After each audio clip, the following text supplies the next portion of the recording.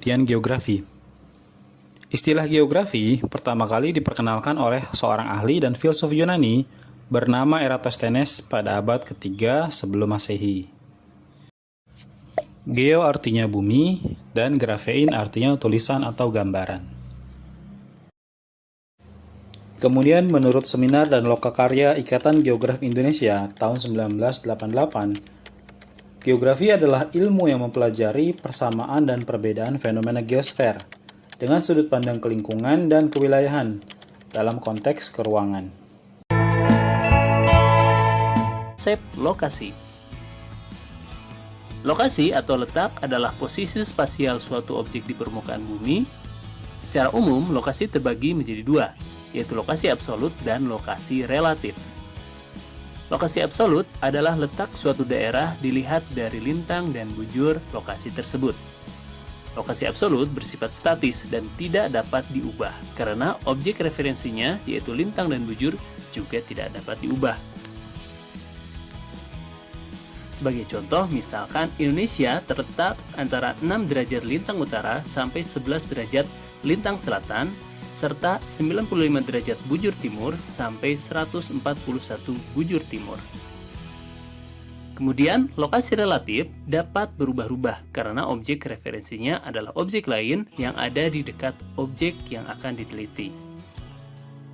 Sebagai contoh, misalkan ketika kita menjelaskan lokasi rumah teman kita umumnya menggunakan istilah lurus terus, lalu belok kanan ke perempatan, nanti ada gapura, masuk ke situ saja. Rumahnya di sebelah masjid. Semua arahan yang kita berikan sangat tergantung dengan objek lain. Perempatan, gapura, masjid. Ketika objek-objek tersebut sudah tidak ada, maka akan sangat sulit untuk menemukan rumah teman kita tadi. Ini adalah salah satu kelemahan dari lokasi relatif. Contoh lainnya adalah lokasi geografis negara Indonesia yang terletak di antara Samudra Hindia dan Samudra Pasifik, serta benua Asia dan benua Australia. Berikutnya adalah konsep jarak. Konsep jarak menjelaskan ruang yang harus ditempuh atau usaha yang harus diberikan untuk mencapai suatu lokasi tertentu. Sama seperti lokasi, secara umum terdapat dua jenis jarak, yaitu jarak absolut dan jarak relatif. Jarak absolut adalah jarak antara lokasi yang dinotasikan dalam satuan panjang seperti meter, kilometer, atau mil. Konsep jarak absolut bersifat tetap dan tidak dapat diubah. Sebagai contoh dari penerapan jarak absolut adalah ketika kita ingin menyatakan jarak antar kota. Misalkan jarak antara Jakarta dan Bandung sekitar 300 km. Jarak relatif diukur berdasarkan satuan waktu. Jarak relatif menjelaskan waktu yang diperlukan untuk melakukan perjalanan dari satu tempat ke tempat lainnya. Contoh dari penerapan jarak relatif ini adalah Jakarta ke Surabaya membutuhkan waktu 15 jam jika menggunakan kereta, namun hanya 3 jam jika menggunakan pesawat. Konsep berikutnya adalah konsep keterjangkauan. Konsep ini menjelaskan seberapa mudah suatu lokasi dapat diakses dari lokasi lainnya. Dalam kata lain, keterjangkauan adalah hasil sintesa dari konsep lokasi dan konsep jarak ketika diaplikasikan dalam kehidupan sehari-hari. Aspek yang umumnya diteliti adalah ketersediaan sarana dan prasarana yang menunjang transportasi pada tempat tersebut. Selain itu, keterjangkauan juga meninjau aspek fisik seperti topografi dan bentang alam yang ada pada wilayah tersebut. Contoh penerapan konsep keterjangkauan, misalkan seperti Labuan Bajo, yang tadinya sulit untuk diakses, padahal merupakan destinasi wisata global. Sekarang, Labuan Bajo sudah punya bandara sendiri, yaitu Bandara Komodo. Contoh lainnya adalah Pulau Madura, yang susah untuk dijangkau karena harus menggunakan kapal. Namun, setelah dibangun jembatan Suramadu, kita bisa menuju ke Madura dengan mobil dan angkutan darat lain via jembatan, sehingga mempercepat perjalanan. Konsep berikutnya adalah konsep pola. Konsep pola mencoba mengartikan struktur, bentuk, serta persebaran aktivitas, baik alami maupun sosial yang terjadi di permukaan bumi. Pola juga dapat diartikan sebagai tatanan geometris yang beraturan dari suatu objek atau aktivitas yang ada. Dalam menganalisis pola, umumnya tiap objek memiliki pola pembangunan yang berbeda-beda. Kita dapat menganalisa pola pembangunan tersebut untuk mendapatkan gambaran mengenai aktivitas yang terjadi dan kondisi geografis di sekitarnya. Contoh penerapan konsep pola adalah pada pembangunan pemukiman yang mengikuti jalan atau mengikuti sungai. Kemudian contoh lainnya adalah pola pembangunan garis pertahanan yang selalu mengikuti batas-batas nasional atau batas geografis, seperti garis Maginot di Prancis dan tembok Cina di Cina. Konsep berikutnya adalah konsep morfologi. Membahas mengenai bentuk permukaan bumi yang ada pada suatu lokasi. Bentuk permukaan bumi seperti pegunungan, gunung berapi, lembah, danau, sungai, dataran tinggi, dan dataran rendah merupakan faktor-faktor yang dapat mempengaruhi aktivitas manusia secara spasial. Konsep morfologi umumnya digunakan dalam melakukan analisa wilayah secara umum seperti kota Bandung terletak di dataran tinggi atau kota Palembang terletak di dataran rendah pinggir pantai. Konsep berikutnya adalah konsep aglomerasi. Merupakan konsep yang membahas mengenai pemusatan aktivitas pada wilayah tertentu yang memiliki keunggulan baik spasial maupun non-spasial. Konsep aglomerasi pada dasarnya membahas keduanya serta menganalisa mengapa fenomena tersebut terjadi pada suatu lokasi dan tidak terjadi atau justru terjadi juga pada lokasi lain. Contoh analisa dengan menggunakan konsep aglomerasi adalah pemusatan aktivitas ekonomi pada kawasan ekonomi khusus dan kawasan industri yang dibangun oleh pemerintah maupun swasta. Contoh lainnya adalah urbanisasi yang berupa pergerakan manusia untuk tinggal secara memusat di kawasan perkotaan.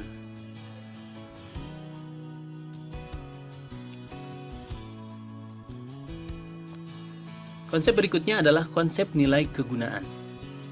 Dalam menganalisa aktivitas atau objek secara geografis, kita harus mengetahui nilai guna atau potensi dari suatu lokasi.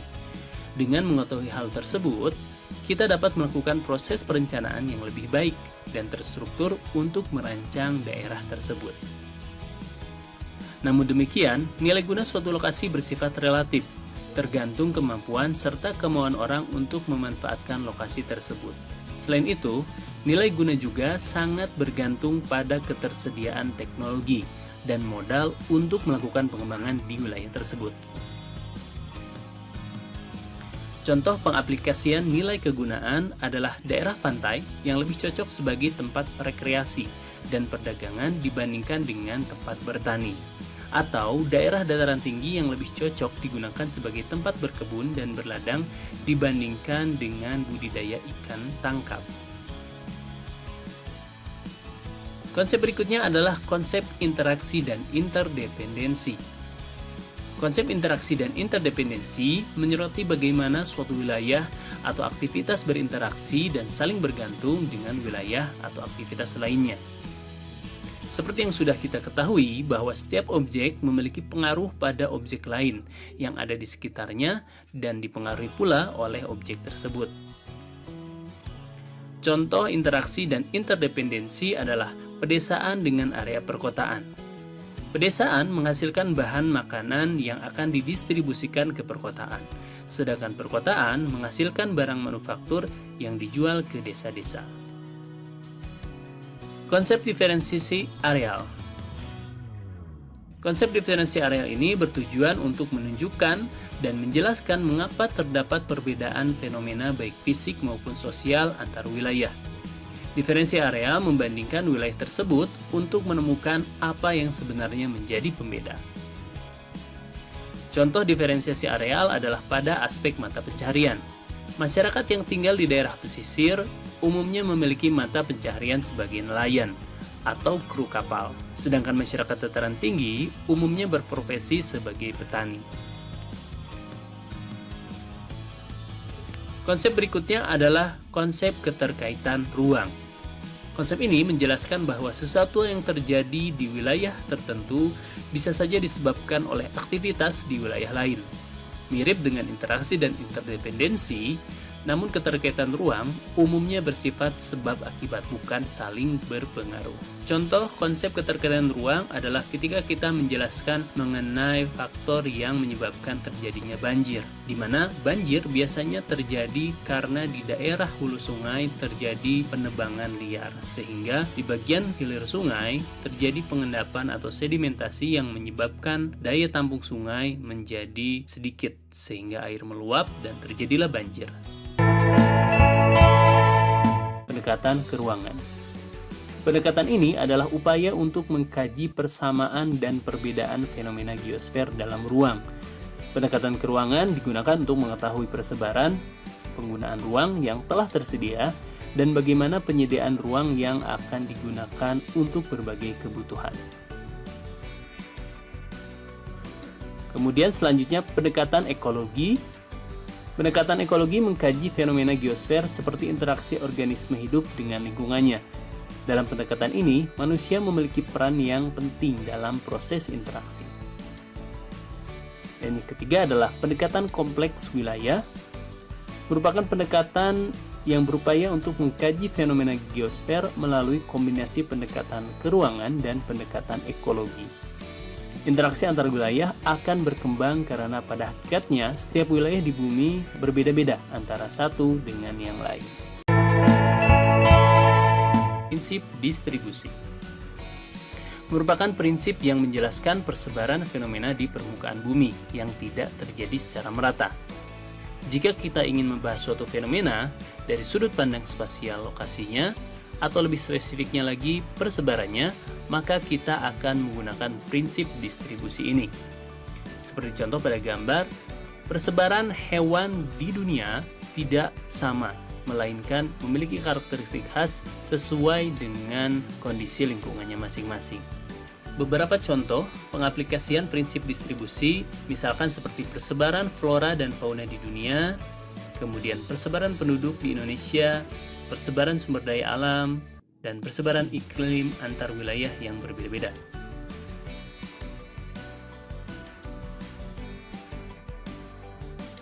Prinsip berikutnya adalah prinsip interrelasi. Tujuan dari prinsip interrelasi adalah untuk mengetahui hubungan sebab akibat yang terbentuk antara satu fenomena dengan fenomena lainnya dalam satu ruang.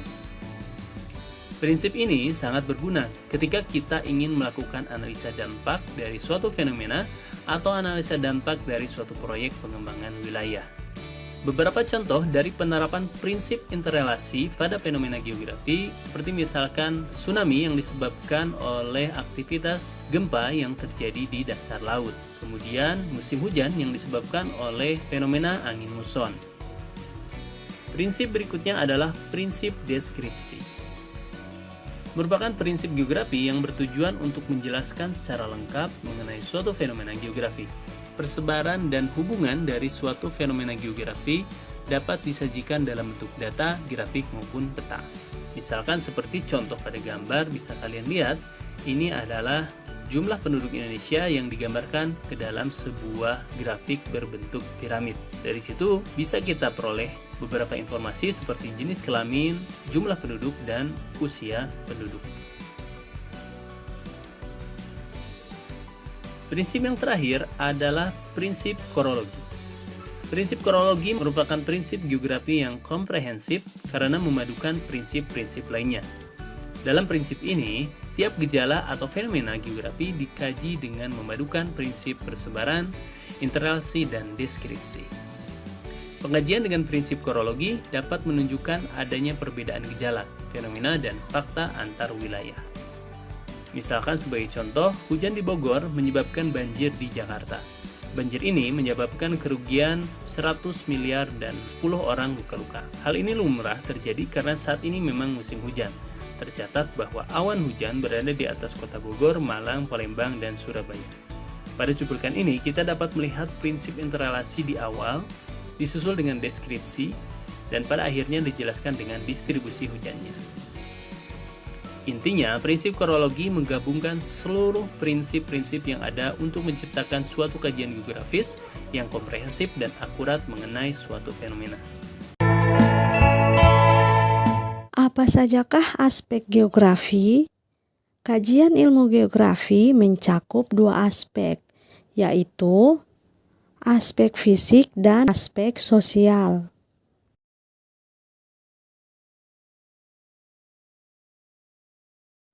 Aspek fisik terbagi lagi menjadi tiga, yaitu aspek topologi, biotik, dan non-biotik. Aspek sosial terbagi menjadi 4, yaitu aspek sosial itu sendiri, ekonomi, budaya, dan politik. Yang pertama yang akan dijelaskan adalah aspek fisik. Aspek fisik mengkaji segala fenomena geosfer yang terjadi di permukaan bumi secara alami yang mempengaruhi kehidupan manusia, seperti bentang lahan, iklim, serta flora dan fauna atau tumbuhan dan hewan.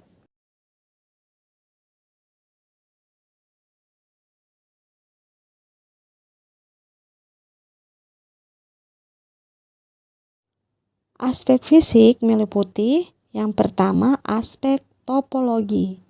Aspek yang membahas letak, luas, batas, dan bentuk muka bumi. Dijelaskan di sini bahwa aspek topologi itu membahas misalnya letak dari suatu negara, berapa luas wilayahnya, batas-batas wilayahnya, dan bentuk-bentuk permukaan bumi, seperti daratan, bukit, pegunungan, dan sebagainya. Yang kedua adalah aspek biotik. Aspek biotik adalah aspek yang membahas mengenai hal-hal yang berkenaan dengan unsur flora dan fauna, serta kajian penduduk. Pada aspek biotik ini mempelajari secara khusus semua hal yang berkenaan dengan vegetasi, tentang flora atau tumbuhan, fauna atau hewan, dan juga manusia itu sendiri. Yang ketiga, aspek non-biotik. Aspek non-biotik, aspek yang membahas tentang tanah, air, dan iklim. Jadi, aspek non-biotik ini pembahasannya mengenai keadaan unsur tanah di suatu wilayah, kondisi hidrologi, baik perairan darat maupun laut, dan kondisi iklim dari suatu wilayah. Perairan darat itu seperti sungai, danau, dan rawa. Kalau perairan laut seperti teluk, selat, dan samudra.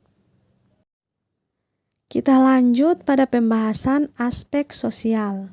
Aspek sosial adalah aspek yang terkait dengan tempat dan cara manusia hidup, serta berinteraksi dengan lingkungan hidupnya. Nah, secara umum, aspek sosial membahas fenomena yang terjadi di geosfer yang berhubungan dengan kegiatan manusia. Jadi, manusia sebagai fokus utama hubungannya dengan lingkungan. Aspek sosial meliputi 4 aspek lagi. Yang pertama, aspek sosial itu sendiri. Aspek sosial adalah aspek yang membahas tentang tradisi, adat istiadat, komunitas, kelompok masyarakat, dan lembaga-lembaga sosial. Yang kedua, aspek ekonomi. Aspek yang membahas mengenai pertanian, perkebunan, pertambangan, perikanan, industri, perdagangan, transportasi, dan pasar. Yang ketiga, aspek budaya. Aspek yang membahas tentang pendidikan, agama, bahasa, dan kesenian. Dan yang keempat adalah aspek politik. Aspek yang membahas tentang pemerintahan dan perpartaian. Gejala geografi dalam kehidupan sehari-hari. Gejala geografi adalah keterkaitan suatu peristiwa dengan peristiwa lainnya yang menjadi tanda terjadinya sesuatu di permukaan bumi. 1. Gejala pada atmosfer. Gejala yang terjadi pada atmosfer antara lain musim, iklim, cuaca, angin, awan, hujan, dan lain-lain. Pada musim penghujan, para petani mulai menggarap lahannya. B. Jenis pakaian yang dipakai para penduduk. Daerah beriklim dingin memakai pakaian yang tebal.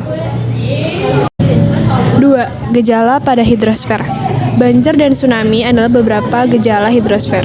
Aliran air yang berlebihan hingga meluap ke daratan disebut banjir. Banjir berasal dari luapan penyimpanan air, baik itu danau, waduk, maupun sungai yang tidak mampu menampung jumlah air yang sangat besar. Ketika penyimpanan air sudah penuh, maka air yang harusnya disalurkan ke penyimpanan akan meluap ke daratan sehingga membanjiri daerah sekitarnya. Banjir dapat diakibatkan oleh beberapa hal. Pertama, tingginya curah hujan menjadi salah satu faktor penyebab banjir.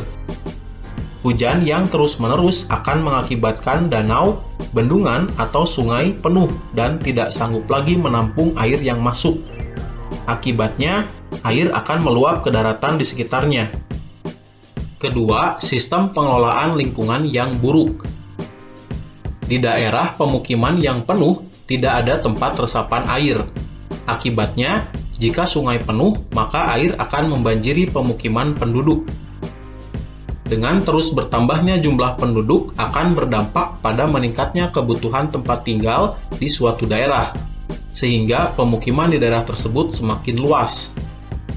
Akibatnya, daerah resapan air akan berkurang karena permukaan tanah terlapisi beton dan aspal yang tidak dapat menyerap air.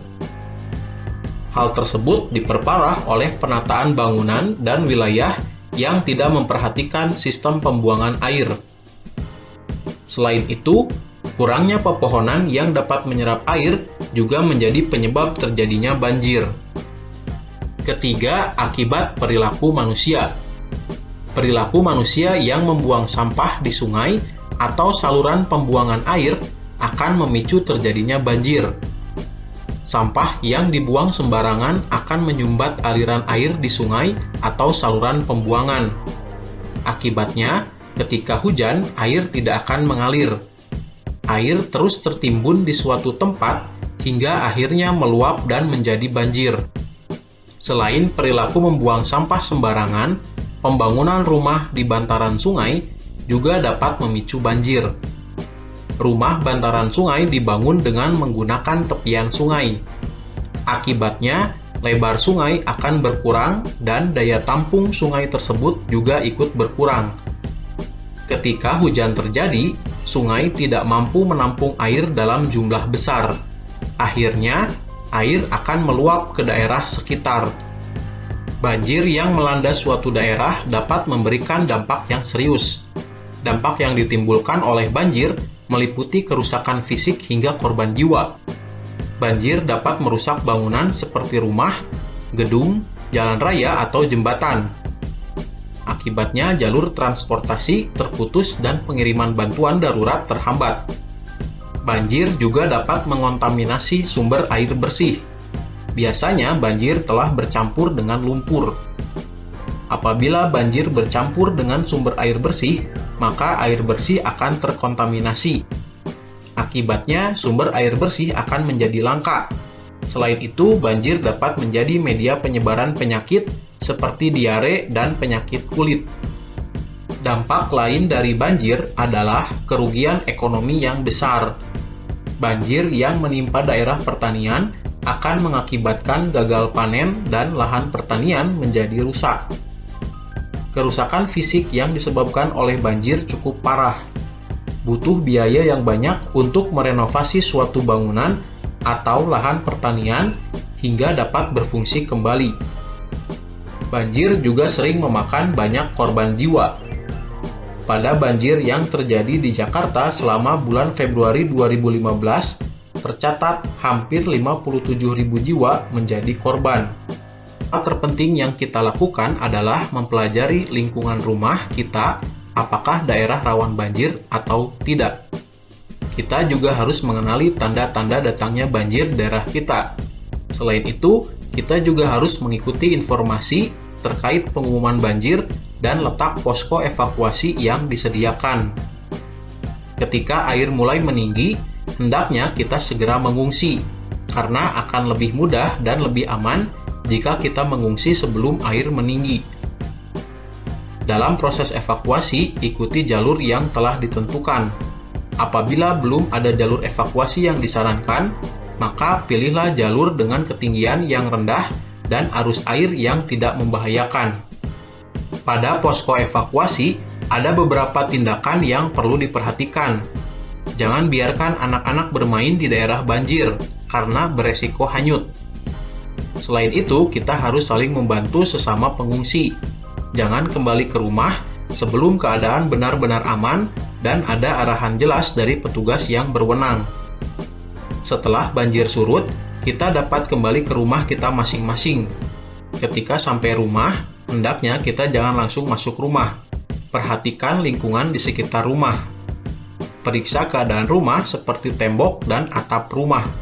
Hal ini bertujuan untuk melihat kondisi rumah, apakah berpotensi runtuh atau tidak. Pastikan rumah cukup aman untuk dimasuki. Selain itu, kita harus memeriksa kabel atau alat elektronik yang terendam air. Jangan langsung menyalakan listrik, hal ini akan berpotensi mengakibatkan korsleting. Tsunami merupakan bencana alam yang sangat berbahaya.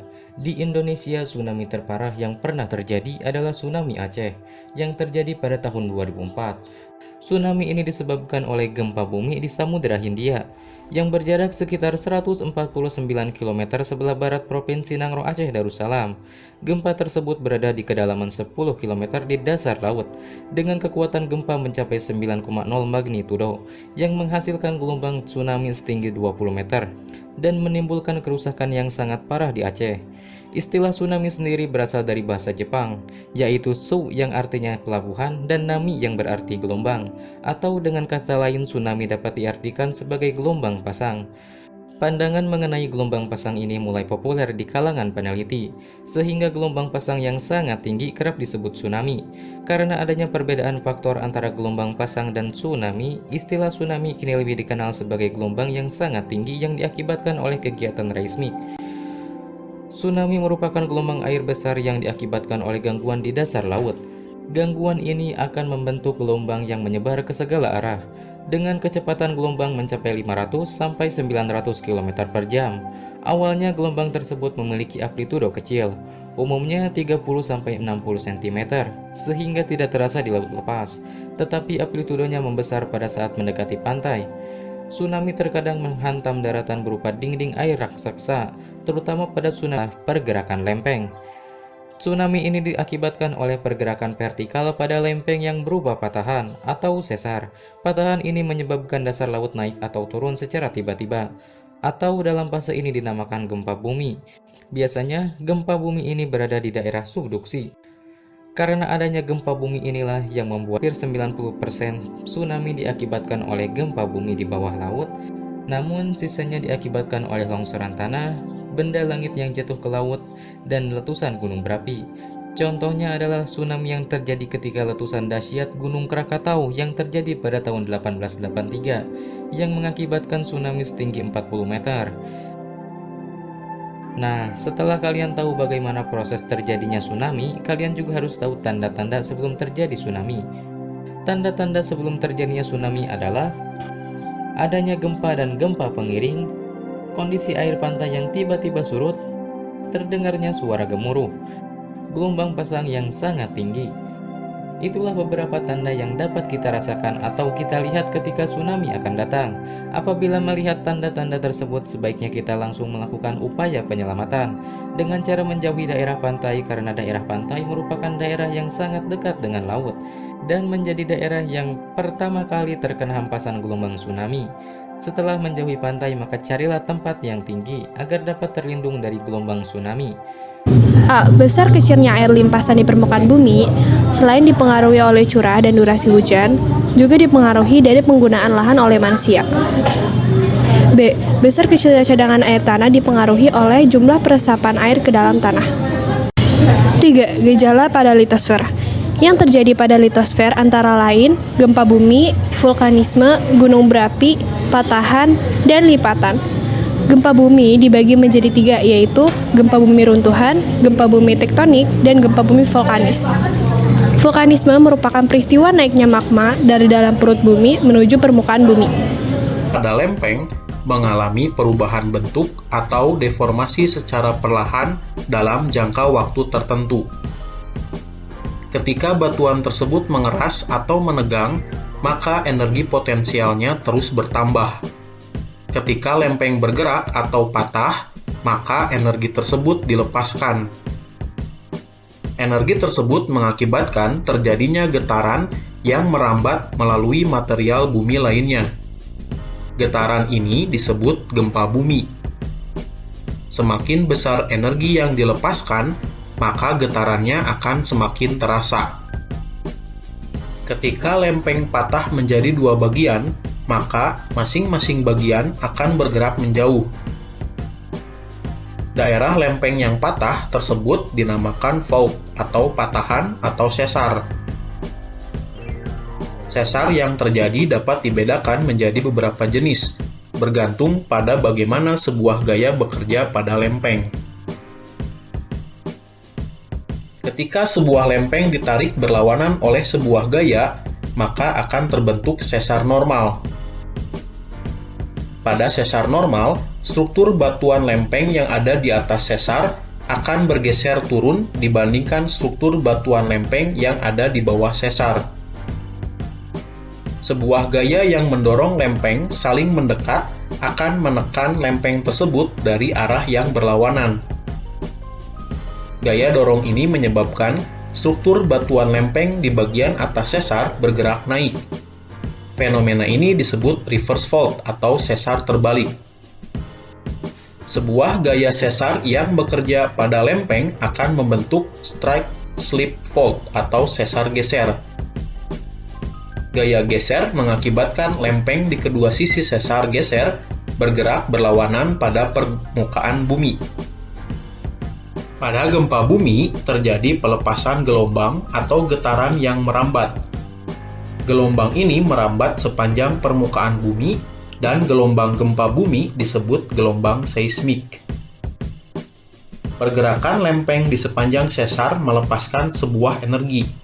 Energi ini merupakan energi potensial saat lempeng terkena gaya. Kemudian, energi potensial tersebut merambat dalam bentuk gelombang seismik. Sebuah titik pada kedalaman bumi yang menjadi pusat gempa disebut hiposentrum. Permukaan bumi yang berada di atas hiposentrum disebut epicentrum. Gelombang seismik yang merambat di bagian dalam bumi dibedakan menjadi gelombang primer dan sekunder. Gelombang primer atau P-wave bergerak melalui material batuan. Partikel batuan akan bergetar searah dengan arah rambat gelombang seismik. Dengan kata lain, gelombang primer merupakan gelombang longitudinal. Gelombang sekunder atau S-wave merambat melalui batuan dengan menggetarkan partikel batuan tegak lurus dengan arah rambat gelombang seismik. Gelombang sekunder merupakan gelombang transversal. Gelombang lainnya merambat di permukaan bumi dengan menggetarkan batuan dan tanah sejajar permukaan bumi. Ilmu yang mempelajari tentang gempa bumi adalah seismologi. Ilmuwan yang mengkaji gempa bumi disebut ahli seismologi. Alat yang digunakan untuk mencatat data gelombang seismik adalah seismograf. Ketinggian garis pada kertas menggambarkan besarnya energi yang dilepaskan saat gempa yang dikenal sebagai magnitud. Grafik hasil pencatatan seismograf dinamakan seismogram. Kekuatan gempa atau magnitud pada sebuah daerah dinyatakan dengan skala Richter. Pengukuran kekuatan gempa didasarkan pada amplitudo atau grafik gelombang seismik di seismogram. Skala Richter menunjukkan besarnya energi gempa yang dilepaskan. Besarnya magnitud sebuah gempa akan mempengaruhi besarnya energi yang dilepaskan. Semakin besar magnitud sebuah gempa, maka energi yang dilepaskan juga semakin besar. Akibatnya, kerusakan yang terjadi juga semakin besar. Berdasarkan besar magnitud dan kerusakan yang ditimbulkan, Gempa bumi dikategorikan seperti pada tabel berikut.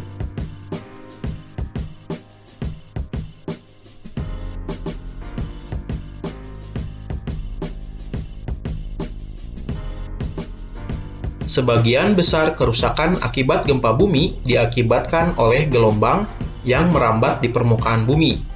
Bangunan serta jalan raya dapat rusak.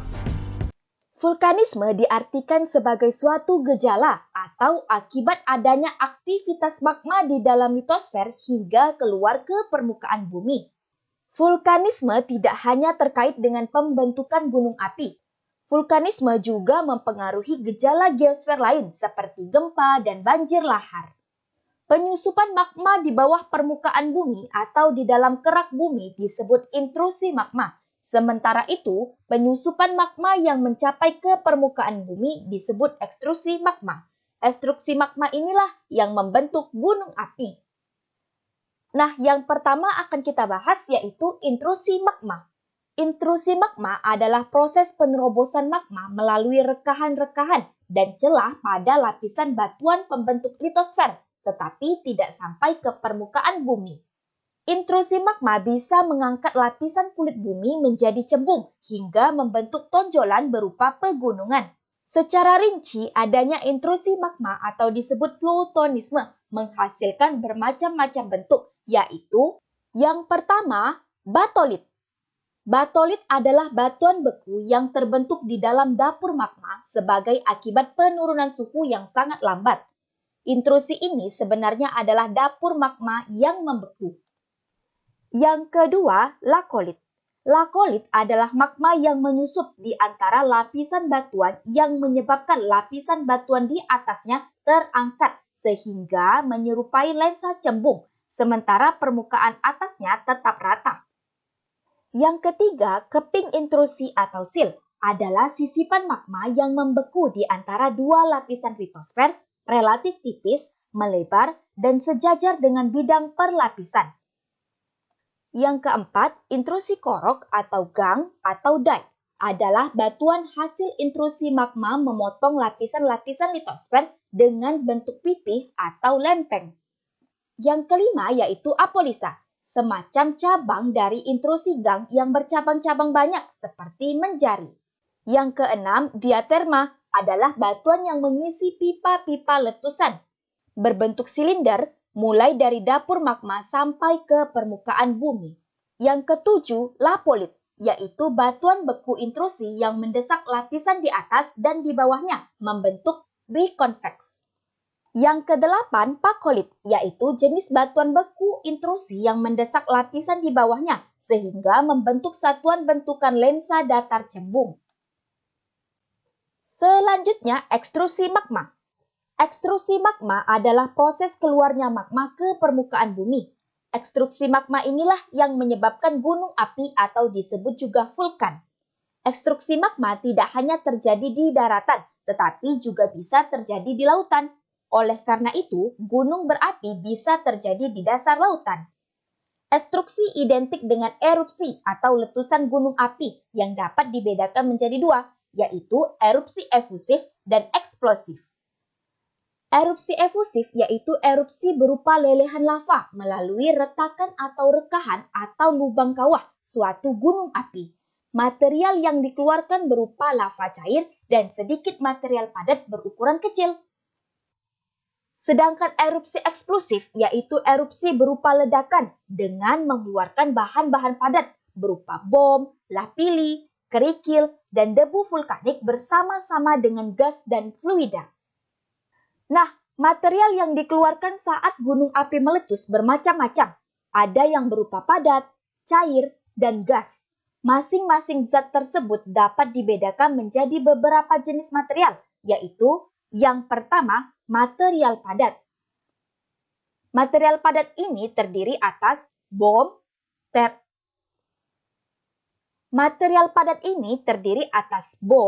terak, atau batu-batu yang tidak beraturan dan lebih kecil dari bom, lapili berupa kerikil, pasir, debu, dan batu apung. Yang kedua, material cair terdiri atas lava, yaitu magma yang meleleh di luar pada lereng gunung api. Lahar panas, yaitu campuran magma dan air. Lahar dingin, terbentuk dari eflata porus atau bahan padat di puncak gunung menjadi lumpur ketika turun hujan lebat dan mengalir pada lereng serta lembah. Yang ketiga, material gas, terdiri atas solvatar berbentuk gas belerang, fumarol berbentuk uap air, dan mufet berbentuk gas asam arang. Nah, vulkanisme ini memiliki gejala di antaranya gejala pravulkanik dan gejala pasca vulkanik. Gejala pravulkanik merupakan tanda-tanda gunung api akan meletus. Indikator pravulkanik di antaranya suhu udara di sekitar gunung api naik secara mendadak. Sumber air banyak yang mengering, sering terjadi getaran-getaran gempa lokal, pohon-pohon banyak yang meranggas dan mati, binatang-binatang liar banyak yang mengungsi ke tempat lain karena ekologinya terganggu. Sedangkan gejala pasca vulkanik merupakan gejala sesudah gunung api meletus. Gejala-gejala tersebut diantaranya, yang pertama terdapat gas belerang. Gas yang mengeluarkan belerang dinamakan solvatar. Terdapat gas fumaro, yaitu gas yang mengandung uap air. Terdapat mufet, yaitu gas yang mengandung asam arang. Serta terdapat geyser, yaitu sejenis mata air panas yang menyembur secara periodik mengeluarkan air panas dan uap air ke udara. Nah, aktivitas vulkanisme ini memiliki dampak negatif. Di antaranya, terdapat gas vulkanik. Gas ini dikeluarkan gunung berapi pada saat meletus. Gas tersebut antara lain karbon monoksida, karbon dioksida, hidrogen sulfida, sulfur dioksida, dan nitrogen yang dapat membahayakan manusia. Kemudian ada lava dan aliran pasir serta batu panas. Lava adalah cairan magma dengan suhu tinggi yang mengalir dari dalam bumi ke permukaan melalui kawah. Lava encer akan mengalir mengikuti aliran sungai, sedangkan lava kental akan membeku dekat dengan sumbernya. Lava yang membeku akan membentuk berbagai macam batuan. Selanjutnya ada lahar. Lahar ini adalah lava yang telah bercampur dengan batuan, air, dan material lainnya. Lahar sangat berbahaya bagi penduduk di lereng gunung berapi. Semua titik yang dilalui akan merusak pemukiman warga. Lahar yang panas juga akan membuat hutan di sekitar gunung rusak terbakar, dan hal ini berarti ekosistem alamiah hutan terancam. Selain itu juga terdapat hujan abu. Hujan abu ini adalah material yang sangat halus yang disemburkan ke udara saat terjadi letusan. Karena sangat halus, abu letusan dapat terbawa angin dan dirasakan sampai ratusan kilometer jauhnya. Abu letusan ini bisa mengganggu pernapasan. Kemudian ada awan panas. Awan panas merupakan hasil letusan yang mengalir bergulung seperti awan. Di dalam gulungan ini terdapat batuan pijar yang panas dan material vulkanik padat dengan suhu lebih besar dari 600 derajat Celcius. Awan panas ini dapat mengakibatkan luka bakar pada tubuh yang terbuka, seperti kepala, lengan, leher, atau kaki, dan juga dapat menyebabkan sesak napas. Nah, selain menimbulkan dampak negatif, vulkanisme juga menimbulkan dampak positif. Yang pertama, tanah yang dilalui hasil vulkanis gunung berapi sangat baik bagi pertanian, sebab tanah tersebut secara alamiah menjadi lebih subur dan bisa menghasilkan tanaman yang lebih berkualitas. Tentunya, bagi penduduk sekitar pegunungan yang mayoritas petani, hal ini sangat menguntungkan. Yang kedua, terdapat mata pencaharian baru bagi rakyat di sekitar gunung berapi yang telah meletus, yaitu penambangan pasir. Material vulkanik berupa pasir tentu memiliki nilai ekonomis. Dan yang ketiga, terdapat pula bebatuan yang disemburkan oleh gunung berapi saat meletus. Bebatuan tersebut bisa dimanfaatkan sebagai bahan bangunan warga sekitar gunung api. Yang terakhir, meski ekosistem rusak, namun dalam beberapa waktu akan tumbuh lagi pepohonan yang membentuk hutan baru dengan ekosistem yang baru. 4. Gejala pada pedosfer. Yang terjadi pada gejala ini yaitu erosi, sedimentasi, dan pembentukan tanah. Erosi merupakan peristiwa pindahnya atau terangkutnya tanah dari suatu tempat ke tempat lainnya oleh media alam. Selain itu, sedimentasi adalah terbawanya material hasil dari pengikisan dan pelapukan air, angin, atau gletser ke suatu wilayah lalu diendapkan. Tenaga eksogen selanjutnya adalah pengikisan atau erosi. Setelah pelapukan ada pengikisan atau erosi. Pengikisan adalah pelepasan dan pemindahan massa batuan secara alami dari suatu tempat ke tempat lainnya. Nah, pengikisannya ada beberapa jenis, ada ablasi, abrasi, eksarasi, dan deflasi. Yang pertama adalah ablasi. Ablasi adalah erosi yang disebabkan oleh air yang mengalir. Penekanannya pada air yang mengalir. Dan ada jenisnya berupa erosi percik, lembar, alur, dan parit. Mari kita bahas satu persatu. Yang pertama adalah erosi percik. Erosi percik yaitu pengikisan yang terjadi oleh percikan air. Misalnya ketika ada tetesan hujan atau air hujan. Contohnya ada pada gambar berikut ini. Kalian bisa memperhatikan adanya percikan-percikan yang menyebabkan erosi. Selanjutnya adalah erosi lembar. Erosi lembar, proses pengikisan tanah yang tebalnya sama atau merata dalam suatu permukaan tanah, jadi menyeluruh dan merata. Kemudian ada erosi alur. Erosi alur adalah air yang mengalir berkumpul dalam suatu cekungan, sehingga di cekungan tersebut terjadi erosi tanah yang lebih besar, jadi nampak seperti alur-alur, bisa diperhatikan pada gambar. Nah, kemudian ada erosi parit, sama halnya dengan erosi alur, tetapi saluran-saluran yang terbentuk telah dalam. Jadi bisa dikatakan erosi parit ini perkembangan dari erosi alur. Kemudian selanjutnya adalah abrasi. Abrasi adalah erosi yang disebabkan oleh air laut sebagai hasil erosi dari erosi marin. Jadi perbedaan ablasi dan abrasi adalah ketika ablasi dia adalah air yang mengalir di daratan, sedangkan abrasi disebabkan oleh air laut. Kemudian selanjutnya adalah eksarasi. Eksarasi atau erosi yang dikerjakan oleh es. Jadi penyebabnya adalah es.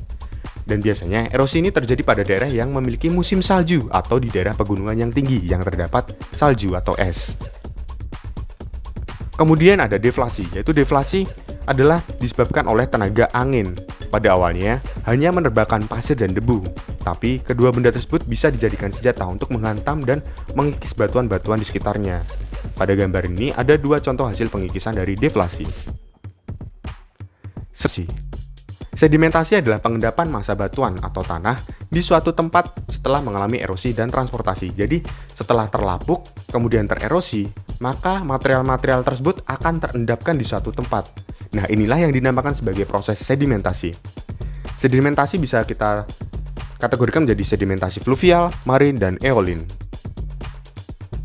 Yang pertama, sedimentasi fluvial.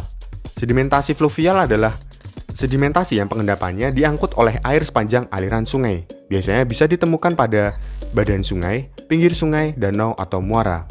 Nah, hasilnya bisa diantara lainnya adalah sebagai berikut. Ada delta dan kipas aluvial. Delta adalah endapan hasil erosi pada muara sungai. Muara sungai ini bisa berupa di laut atau di danau. Jadi endapan yang ada di dekat laut dan di danau. Sedangkan kipas aluvial, endapan yang ada pada lembah-lembah pegunungan. Perbedaannya adalah lokasinya. Kemudian sedimentasi marin. Material hasil abrasi biasanya diangkut dan diendapkan di sepanjang pantai. Jadi hasil endapannya ada pada sepanjang pantai. Contohnya ada split. Split adalah sedimentasi atau endapan yang berada pada tanjung. Contohnya pada gambar seperti ini. Nah, selanjutnya adalah tombolo. Tombolo adalah endapan yang menghubungkan antar pulau. Misalnya pada pulau A dan pulau B, terdapat endapan yang bisa menghubungkan kedua pulau tersebut. Itu yang dinamakan sebagai tombolo. Dan yang terakhir adalah sedimentasi eolin, yang disebabkan atau dibawa oleh angin.